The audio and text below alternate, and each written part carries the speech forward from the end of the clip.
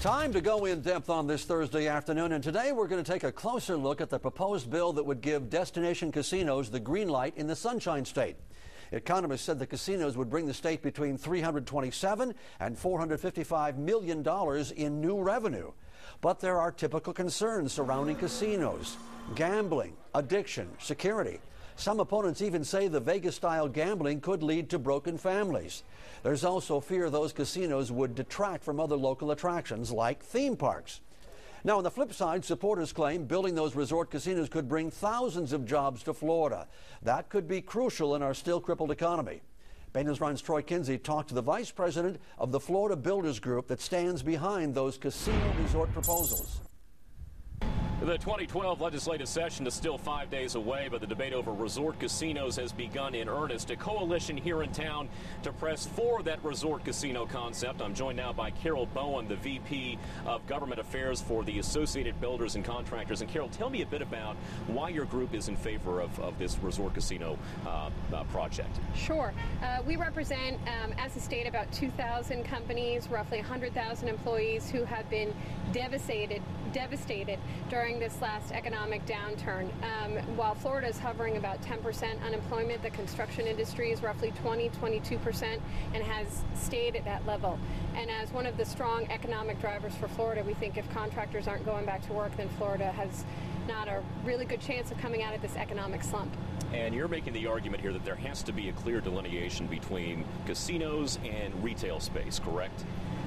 Well, our focus has been jobs in general. I mean, casinos are already here in Florida. We understand that, and we think that this legislation can kind of help regulate what's already there and also regulate what would result from this type of bill. Our main issue is jobs and putting people back to work, not just in the construction industry, but those long-term service contracts that would come out of this type of development and those hospitality jobs that are what Florida is all about.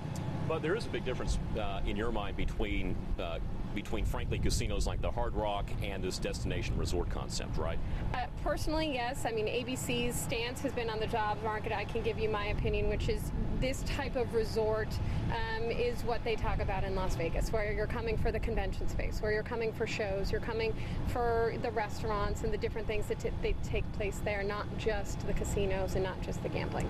In terms of what the political challenge here might be as the session gets underway, we have a very skeptical Speaker of the House, a very skeptical governor, frankly. How difficult do you think it might be to even get this issue to come to a vote? This is not a slam dunk by any means. Getting it as much attention as we hope is obviously an uphill battle, but that's why you see groups like you saw today coming out so strongly in support of it.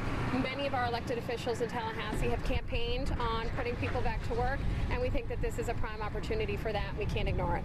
Let me ask you one last one about the argument that critics will make that basically this cannibalizes the existing tourism industry, will basically act as a magnet to drive people away from Disney World, Universal, places like that. Fair argument they make?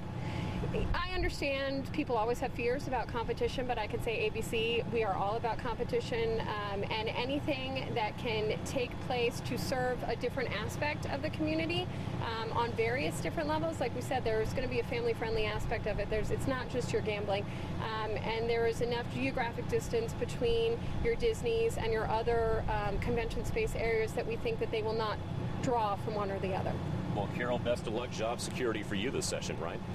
Let's hope so. Thank you so much. Go to it. The debate begins in earnest. Back to you.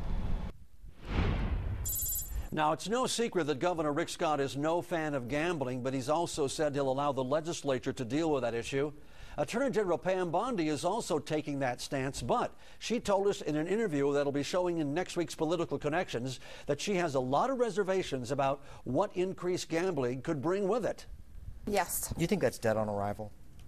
You know, that's up to the legislature, but I'll tell you, that is not fundamentally where I want to see our state going. They can't continue.